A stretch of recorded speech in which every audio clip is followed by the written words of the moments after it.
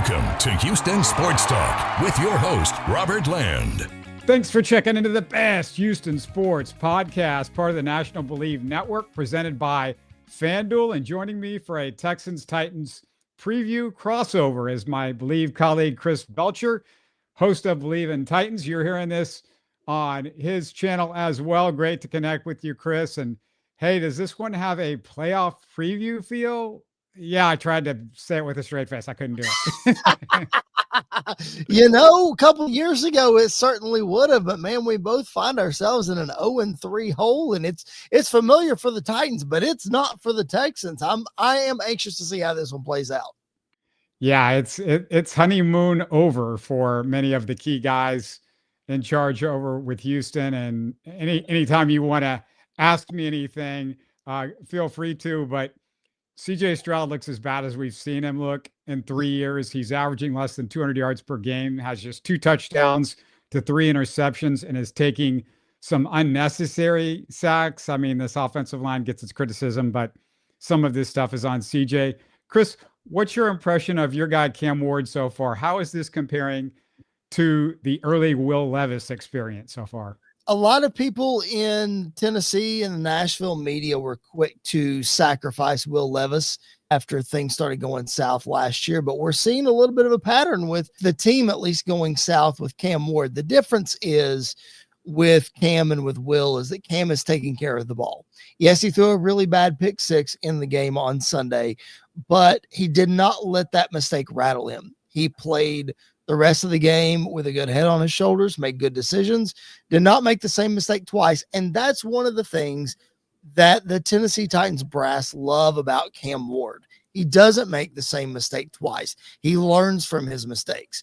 So, yes, he had a sack fumble in the Rams game and a pick six in the Colts game, but the glaring thing is the turnovers. Will would flip the ball, Will would do this and do that, and one interception would lead to 3. That's just not what we're getting with Cam. So a lot of Titans fans are excited about that, but they don't like the direction the team is heading for obvious reasons and hope that it doesn't ruin Cam Ward.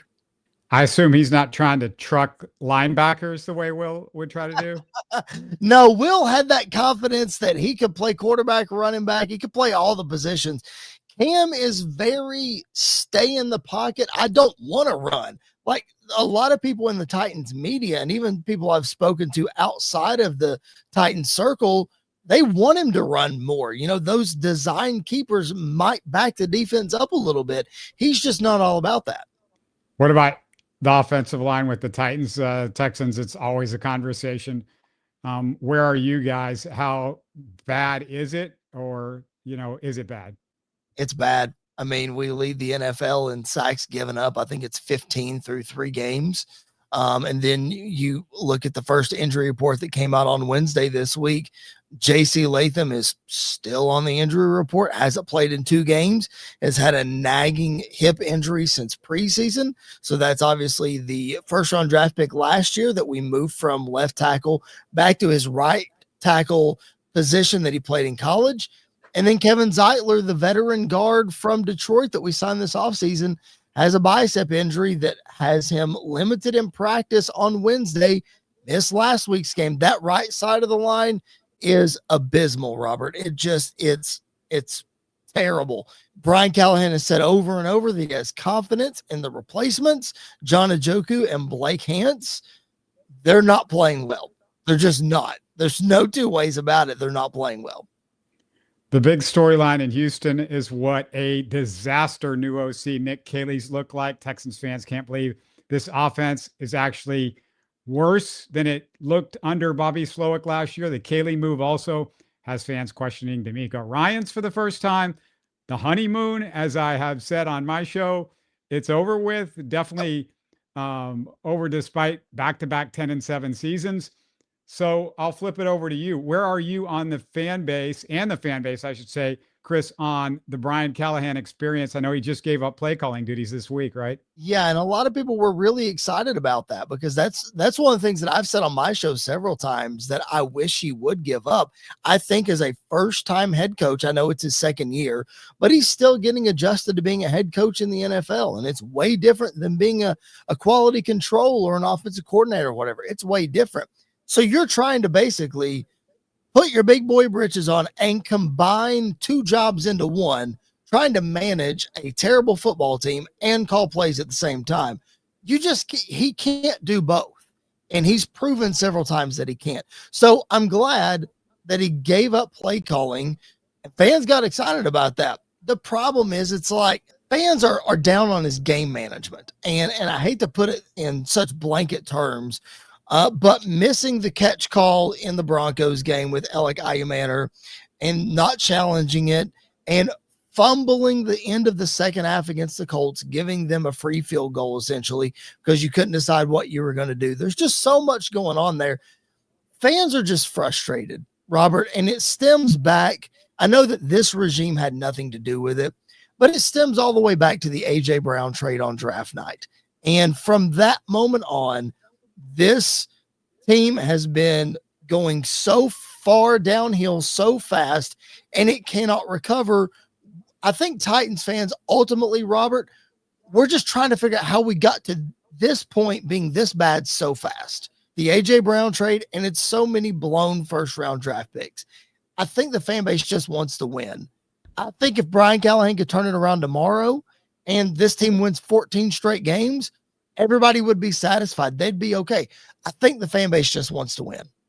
Yeah, you talk about going bad fast. I mean, from this year, last year, basically the Texans just feels like they've fallen off of a cliff, and it's not an accident, even though the games have been close. I do want to get your thoughts on the Titans offseason in a second, Chris. I'm going to ask because what looked like the best defensive addition of the Texans offseason, the trade for C.J. Gardner-Johnson, has turned a disaster here. He gets waived after complaining about his role, griping about a teammate's contract, requesting a trade, and 3 busted coverages costing the Texans a touchdown in each of their 3 games. So basically the difference in a win or a loss in all of them.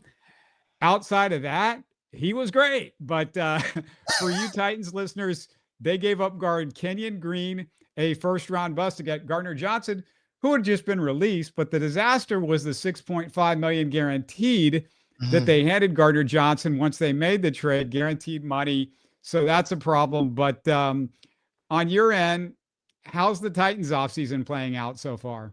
Well, like I mentioned Kevin Zeitler earlier, and he has been a great veteran leader on that offensive line, along with Lloyd Cushenberry at center, who we acquired from Denver last year.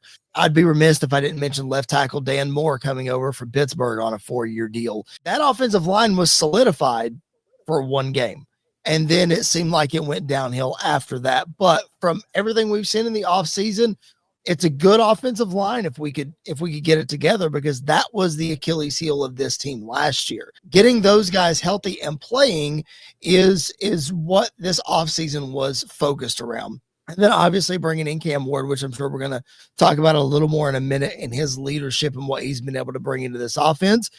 And the rookies, they're bringing in Alec Ayumaner, bringing in Chim DK on offense.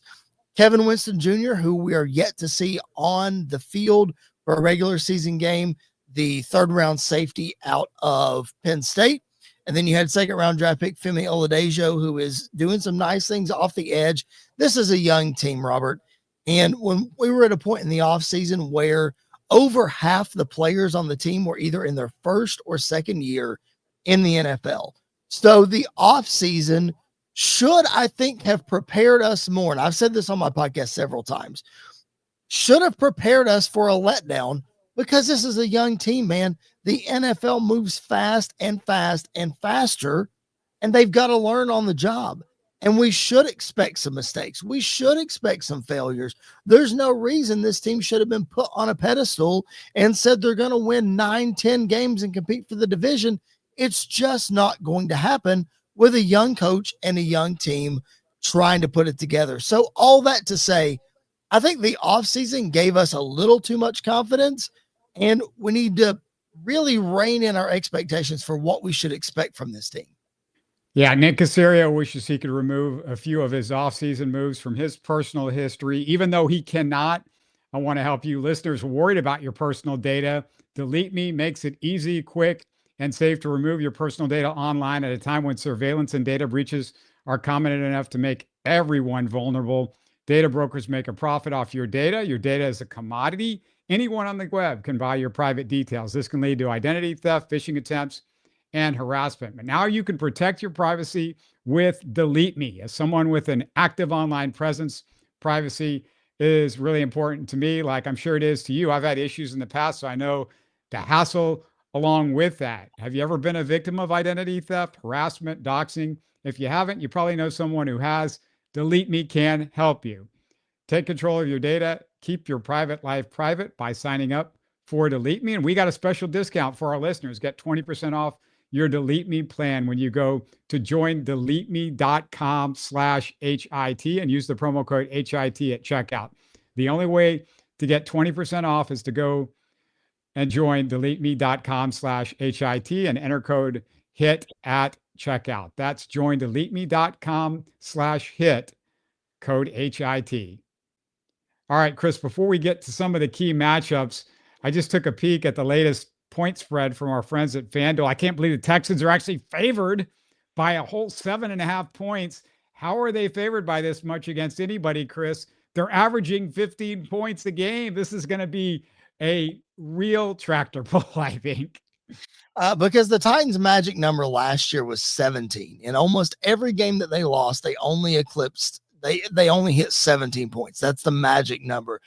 So as I'm looking at that, the over-under win total is 38.5. So that means this game would be 21-17 Houston Texans, and they don't cover the spread if the Titans hit that 17. So you're looking at a 28-10 game. Yeah, I'm smashing the under on that. I think this game is very low scoring you just look at the output of both teams so far this year. CJ Stroud hasn't hit 200 passing yards this year. The Titans hit 20 points last week and shouldn't have even got there. So a very low scoring affair. How the Texans are favored 7.5. It's a home game, Robert. The Titans just traded away arguably their second best corner in Jarvis Brownlee Jr. I think that Nico Collins can have a field day. The Titans are just a mess all around. And this is a get right game for both teams. And I think Houston's going to be the one to get right. Yeah, I'm just going to be shocked if it's over a touchdown. You said smash the under. I keep telling people every week go under on the Texans because they get this wrong every week. The first 3 weeks, they had over 6 touchdowns every single week in those 3 games, the Rams, the Bucks, and they've been wrong every single time, including the Jags game. And it's like they keep getting lower. It's like a limbo bar. They keep getting lower. They can't figure it out. It's an easy way to make some money over with our friends at FanDuel. Right. What's the Titans' strength, Chris, on defense? I'd ask you where they can take advantage of the Texans' offensive weaknesses, but right now, I'd say pick a spot. There's just so many. Yeah, if I had to pick a strength on the defensive side of the ball, you wouldn't know it by the output of Jonathan Taylor this past Sunday against the Colts, winning the game 41-20 over the Titans. But I would say stopping the run. I think this defensive front is really, really good. They're really good at disrupting the pocket, and they're really good at stopping the run. It's what this team has prided itself on for a long time. So Joe Mixon, I know, has given the Titans some fits in the past. He's not playing, right? What? I haven't even read. What's the latest on Mixon? Do they even expect him at all anytime soon? That's the weird thing. We have no idea. There's been no real updates. D'Amico sort of like made a reference to him a couple of weeks ago and referenced him in the past tense after berating the media for getting it wrong about the fact that the injury was bad because we were getting all these national reports and local reports on the issue. I mean, it's a huge deal. I mean, Mixon was fantastic last year. He was doing stuff with the garbage offensive line as well, and he was getting 100 yards a game most games that he played. So, yeah, that's a big deal. And Nick Chubb is a ghost of the Nick Chubb of the past. He's decent, but he's not the Nick Chubb of the past. And behind him, all they have right now, all they're playing is the rookie Woody Marks. And I like Woody Marks, but I like him more for the pass game. And he's a really good pass blocker for Titans fans that haven't seen Woody Marks, 3rd-round pick out of USC. But yeah, that's where you're at. Let me ask you this, Chris. The Titans, is their strength more on the left side or on the right side? Because the Texans offensive line, the strength is the right side. It's really a weakness on the left side because you have a rookie and Ursary at left tackle, and they're just right now a mess at left guard. They started off with Laken Tomlinson, their free agent. They're back to Juice Scruggs, who played some last year, and it was basically a rotation last week because they were desperate enough that neither guy really showed you anything. I would definitely say the left side. As I mentioned earlier, the right side is just abysmal because of injuries. You got John Njoku and you've got Blake Hance that are subbing in there for veteran Kevin Zeitler and JC Latham. So you got Lloyd Cushenberry at center. You've got Peter Skoronski at left guard, who we drafted out of Northwestern a couple of years ago. That is really, really playing well, arguably playing the best ball on this team. So Peter Skoronski is doing a fantastic job there. And then Dan Moore, the left tackle out of Pittsburgh, he's been good, not been fantastic, but he's certainly been good enough that we're not speaking about him nearly as much as we are the right side. So yeah, I would say that the left side is certainly a strength, but I would say attack it with Will Anderson and attack it with all those guys all you want to. I think Houston might live in the backfield in this game. Yeah, that average sack total of 5 a game for the Titans, we're going to be looking at it again. Yeah, for Titans fans, Laramie Tunsil, nationally, it was deemed as a dumb trade because Tunsil was their best left tackle. There was not a Texans fan that I heard of or know of that was disappointed about watching Laramie Tunsil walk. I think they're still fine with it. Yes, Ariante Ursary, the rookie, is he had struggles last week. He was fine against Tampa a couple of weeks ago. They need to get him more help on that left tackle spot. They need to get some guys chip in and helping him out at tight end and running back. And Nico kind of referenced that a little bit this week. So I think that's going to start happening. But yeah, they're not disappointed with Tunsil being gone. And there was issues that I think people outside of Houston just weren't aware of, the penalties and not really interested in run blocking that much and always wanting a new contract every 3 days. So it's just that type of stuff they just got sick and tired of. Let's flip it to where do you think the Texans offense can take most advantage of the Titans defense? I don't want to say the Titans secondary is weak, but the Titans secondary is weak. The depth is just not there. So if Nico Collins can get himself going, I know 14 catches, 181 yards. I expect that number to go up. Just look at what Puka Nacua and Devontae Adams did against the Titans 2 weeks ago with the Rams. So I think Nico can have a good day there. And then Dalton Schultz, of course, the tight end. The Titans always have problems with tight ends that can just sit in the middle and find the open zone. So I would say the secondary depth is an issue for the Titans. Not necessarily letting the big plays go. We saw a couple of those against both the Colts and the Rams, but for the most part, the Titans defense is a bend but don't break defense. We're going to let you get a lot of stuff between the 20s, but 9 times out of 10, they're pretty good at making you kick field goals once you get down there. It's when you hit those explosive plays and score on them, that's when they have the problem. So I think CJ and Nico, if they can hook up for some explosive plays in this game, then it's a recipe for a Houston Texans win. Yeah, they've had a touchdown each of the last 2 weeks, but there just hasn't been the consistency that we saw the first couple of years with Stroud and Nico combining. So they've got to start hitting each other throughout the game and figure out ways to get that done. And in Houston, they haven't really liked the excuses of, well, they're playing, too deep and, he's getting double covered. That just doesn't go over well because we know Nico's been the guy the last 2 years. I mean, that shouldn't have changed much. And sometimes you just got to, I think you got to throw it deep sometimes and just take that shot down the field because the Texans are just letting people crowd them. And it's easy to crowd them at this point because, with the offensive line struggling a little bit and them not going down the field, then now you're hurting your run game that isn't that great to begin with, but they got to get him going. And then the other thing is Stroud and Christian Kirk just weren't on the same page on a couple of throws. One of them led to interception, bad throw by CJ Stroud in the Jags game. Those two guys had their first game together. Hopefully, they're working on their chemistry this week. I mean, he was healthy for much of the preseason, so I'm surprised that they weren't connecting much. And I mean, Stroud's just got to be better altogether. You assume at some point Stroud's going to break out, Chris, and we're just hoping as Texans fans that this is the week. But if they can't get it done this week, it's going to be a long, long season. That's for sure. Yeah, I completely agree. And if you look at the connection that you're talking about with CJ Stroud and Nico Collins, fans expected that between Cam Ward and Calvin Ridley. Calvin Ridley has had 21 targets so far this year and only 8 catches.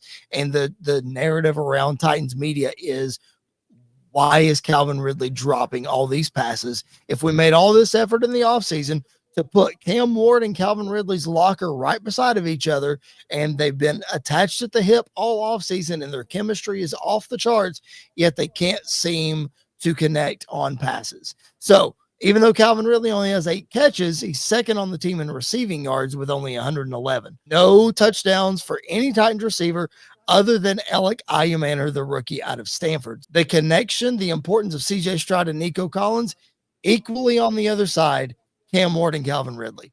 Yeah, the other thing is Texans, boy, they need some misdirections. They need some creativity on the offensive side. We thought we were going to get it with a new offensive coordinator, a guy from Sean McVay's system, a guy that played with Belichick. It's not happening. That's got to get better. Let's look at the other side of the football. But before we do, I just got to ask, do you have people to hire for your company? Because we know finding great candidates isn't easy. You get too many resumes and not enough candidates with the right skills or experience, but not with ZipRecruiter. They find amazing candidates for you and fast. And right now you can try it for free at ZipRecruiter.com/audio. The future of hiring looks brighter because ZipRecruiter's latest tools and features help speed up finding the right people for your roles, so you save valuable time. With their new advances, you can easily find and connect with qualified candidates in minutes. Do you see a candidate you're really interested in? You can unlock their contact info instantly.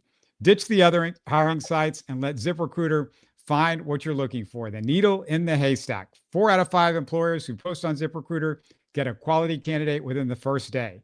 Use ZipRecruiter and save time hiring. Try it for free at ZipRecruiter.com/audio. Again, that's ZipRecruiter.com/audio. ZipRecruiter, the smartest way to hire. Okay, Chris, let's look at the Titans offense versus the Texans D. It was supposed to be one of the best defenses, the Texans, in the NFL, but they've fallen apart with the game on the line in each of the first 3 weeks of the season. The weaknesses so far are the linebacking core and the safety. So I'll give you that as a heads up. Where can the Titans beat the Texans D right now? I mean, you got to hope, as I mentioned earlier, that Cam Ward and Calvin Ridley can just get on the same page, because if they can get on the same page and get into a rhythm, they can take advantage of that secondary that you just mentioned, because there's a lot of talent on this Titans roster with Chiga Okonkwo, who has incredible speed at tight end. Gunnar Helm, the rookie tight end out of Texas, a muscular guy that can make combat catches and find open space. Speaking of open space, Tyler Lockett, the veteran out of Seattle, if he can find his way in the middle there, a Wes Welker type, if you will. Jim DK is looking for the end zone, the rookie out of Florida, who he mentioned earlier this week. He wants that receiving touchdown. He is a threat at punt returner. But all that to say, I think the Titans can take advantage of that secondary if they can give Cam Ward some time, number one, to make plays down the field. Calvin Ridley doesn't drop the ball, number 2. If that connection can get going, I think it opens up more for the rest of these receivers, who I think are ready, honestly, Robert, to do some damage. I know a lot of people are so down on this Titans team. I affirm what Brian Callahan said. I think they're on the doorstep of winning, at least from an offensive perspective. I think they just got to get these guys the ball in space and down the field, but that all starts with the offensive line and giving Cam Ward time. But those great Texans pass rushers, they're not going to have a lot of time. They're going to have to get creative in getting these guys the ball. Yeah, that's what I was going to ask you about the pass rushers. next. But just a heads up for those who don't know, Derek Stingley, the great cornerback for the Texans, he hasn't been practicing this week. He got banged up on Sunday, so we don't know if he's going to play. That's going to be a big issue without their number one cornerback. But Lassiter is really good on the other side, so at least they're going to have one good player out there at cornerback. Now, MJ Stewart is the guy stepping in for CJ Gardner-Johnson.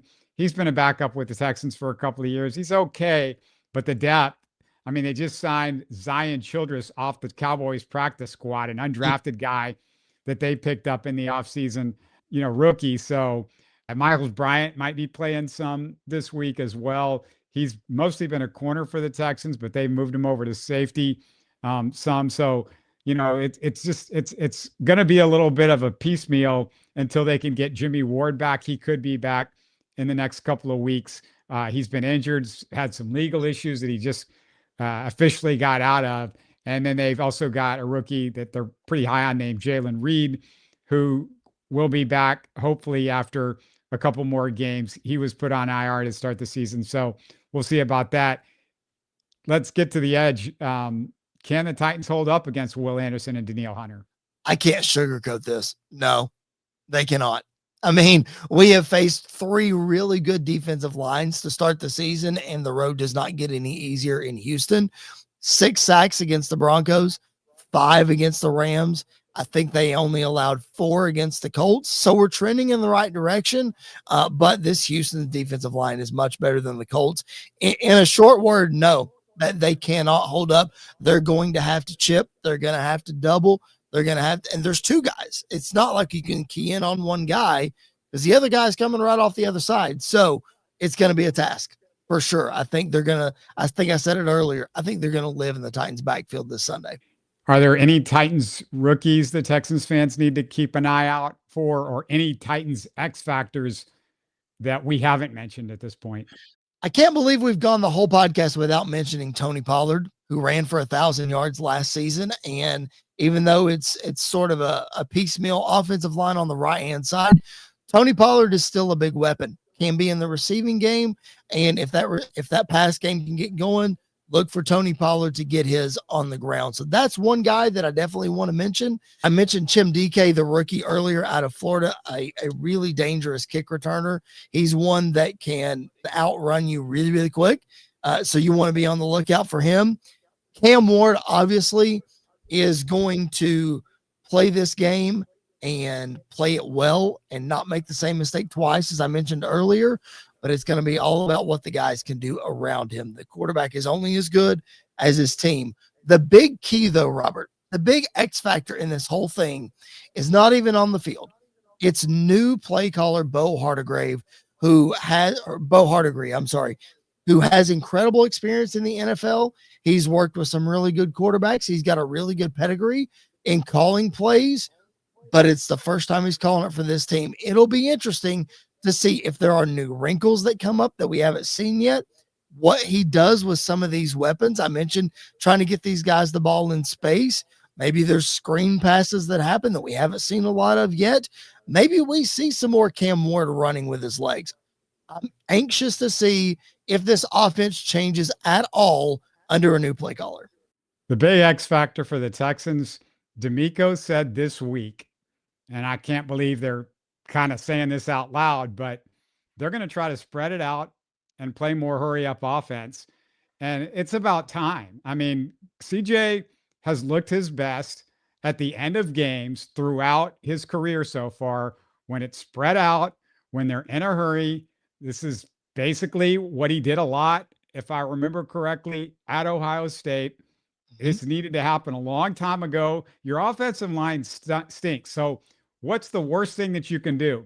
Bunch everybody together in the middle. So the other team bunches everybody together in the middle.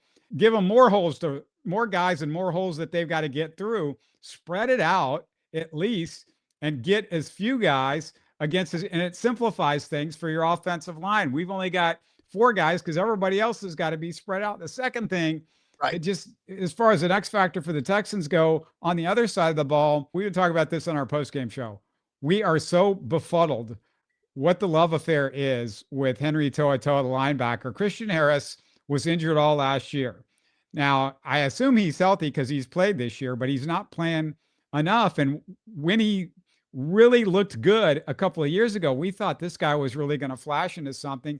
Henry To'oTo'o was a 6th-round pick for a reason.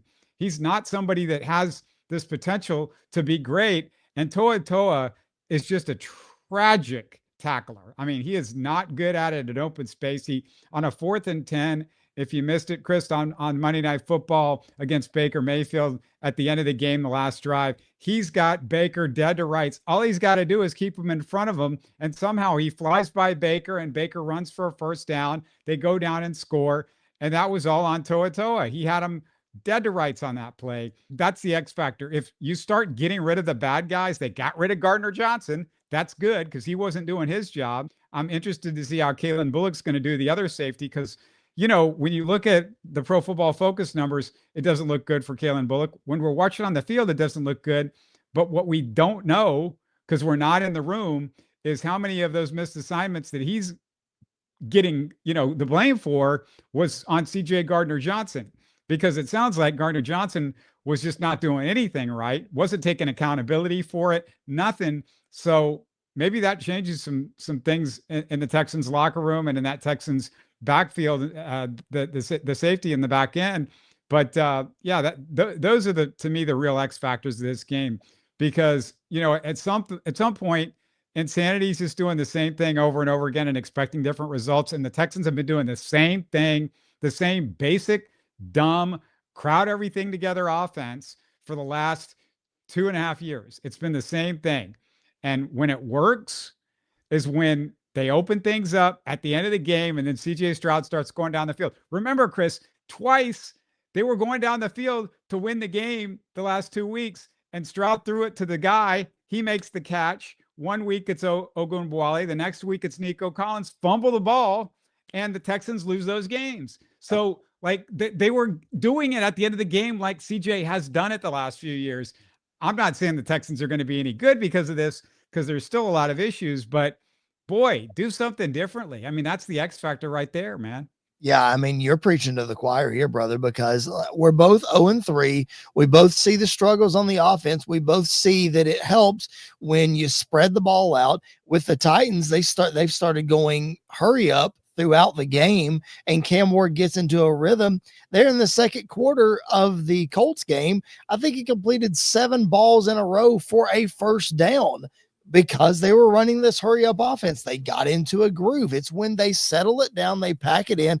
And I don't know about you guys, because I don't follow the Texans play calling as closely, but it's almost like Brian Callahan and this Titans offense. They try to outsmart themselves. They try to go in there and do something stupid and get away from the things that are working and just, I don't know, run the ball 4 times in a row towards the end of half and try to settle for a 60-yard field goal that gets blocked when Cam Ward is in a groove. Just stick to what's working. Let the guys go play, spread it out a little bit. Again, I'm just like you, man. I'm not saying it's going to work. I'm just saying it seems like there's more of a groove and more of an excitement, and everybody's on their toes a little more when we're up tempo and we're doing some different things. We don't know anything about outsmarting. There's no smart in the offense the last couple of years. That's for sure. And, you know, one thing that I also should mention for the Titans listeners, the Texans commit penalties every single week. This has been a right there with you, brother. Right there with you. I mean, it's been like I now call it a Texan. It's 1st down and 10. The ball hasn't even been snapped, and there's a pre-snap penalty, and it's 1st and 15. That is an official Texan. We thought we were getting rid of it with Laremy Tunsil because he was the master at it, but no. Other guys this year, there's like, hey, it's a team. We're going to pick up slack as a team on this type of thing. And D'Amico every week says, hey, we got to get rid of the penalties, and every week he's not getting rid of them. That's basically why I'm kind of at the end of my D'Amico rope right now. I mean, I gave him the honeymoon for a couple of years, but you're doing the same thing over and over again. You're not getting better as a coach. Then this is not somebody that's going to outsmart the Harbaughs and the Andy Reids of the world. You know, you're not going to a Super Bowl against those type of guys. You're not beating them out playing like this, doing this type of stuff. Let's tell the people exactly what they're looking for in this game, because we've just laid out 2 0-3 teams that need to open it up on offense and 2 teams that commit incredible penalties. Look at that. I pulled up the stats right here. The Houston Texans have 24 penalties for 191 penalty yards. Those are accepted penalties this season. The Tennessee Titans, 31 accepted penalties for 261 penalty yards. Get ready for the yellow to be all over the field for 60 minutes. Yeah, I'd like to say I'm going to pick the Texans, but I don't know. I mean, the thing, Chris, that I heard today that just blew me away is the Titans already, we're 3 games into the season. They are net yardage the worst team in the NFL by 400. They're 450 yards and a negative in 3 games. And I looked at the scores and I'm like, yeah, you're getting beat, but it doesn't look like that on paper when you look at the points, but the yardage tells a whole other story.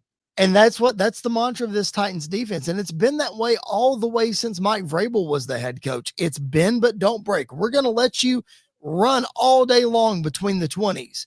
But when you get down there, we're not going to give up as many points. We're going to play the field position game. Our special teams have been the one standout thing this year. Kicker Joey Sly, punter Johnny Hecker, and returner Chimdike. They have done a great job of that hidden yardage, being able to flip the field and put the team in really good position to keep that score a little bit close. I don't lean towards the Titans. I'm going to pick the Texans in this game. But what I do like is the Texans not being able to score a lot of points, because that plays into the Titans' hands because they like to keep the score low as well. I think it'll be close. I'm going to go Texans here. But again, like I said earlier, I am smashing the under in this one. Yeah, I would not bet on the Texans, and I would not take the over for anything on this game. Just remind everybody where the Texans fans actually can find you on social media, Chris, and give us the lowdown on your show. Yeah, for sure. Bleav in Titans 3 times a week here in the regular season, available wherever you get Houston sports talk. Of course, part of the Bleav network on the YouTube channel and wherever you get your podcast, obviously. So for you guys, Houston Texans fans, we'll be back with you after our bye week here in a couple of weeks. So you'll hear from me again, I'm sure. But to keep up with us before then, at Chris Belcher 24, that's where you can follow me on all social media platforms. And again, wherever you get your podcast, if you want to hear about your Tennessee Titans stuff, you want to hear about what's going on with Cam Ward and all that kind of stuff, this would be the best place to find it. Yeah, just a heads up for the Titans fans who enjoy the Oilers history. If you go to my Houston Sports Talk YouTube channel, I have an Oilers history and memories playlist. I've interviewed Oiler legends like Robert Brazil, Elvin Bethea, Dan Pastorini, Bubba McDowell, William Fuller, and Mike Barber, along with Oilers broadcasters, sports writers, and there's tributes to some of the lost Oiler legends over the years. It's 40 interviews and videos all together that I've compiled over my 12-year run with Houston Sports Talk. So take a look at that. I think you'll enjoy that if you like the Oilers history. And before we go, I just want to thank our friends at FanDuel. Always appreciate them. And thank you so much, Chris, for all the great insight and in giving us your time. Absolutely. I thank you so much for inviting me. I appreciate it. I had a blast. One of these teams, it's a get right game this weekend, Robert. Somebody is going to be 1-3 unless we tie, which if we tie, I don't know what's going to happen with these 2 teams. Yeah. And just a heads up again, our Texans post-game show Sunday night at 9 p.m. I've got my regular co-host Tom, and then I'm going to have a special guest, I Bleav, for this one. So you want to keep an eye out for that. But again, live Sunday night at 9 p.m. We'll break it down as we always do, series by series, and all the main points for the game. So take a look at that, and we'll talk to you soon. You're listening to Houston Sports Talk. Hey, don't forget to support us by subscribing and commenting on YouTube. You can always listen to us on Spotify, Apple, or your favorite podcast app. Tell your friends about us and share our show links on social media. Spread the word, everybody. Thanks for listening.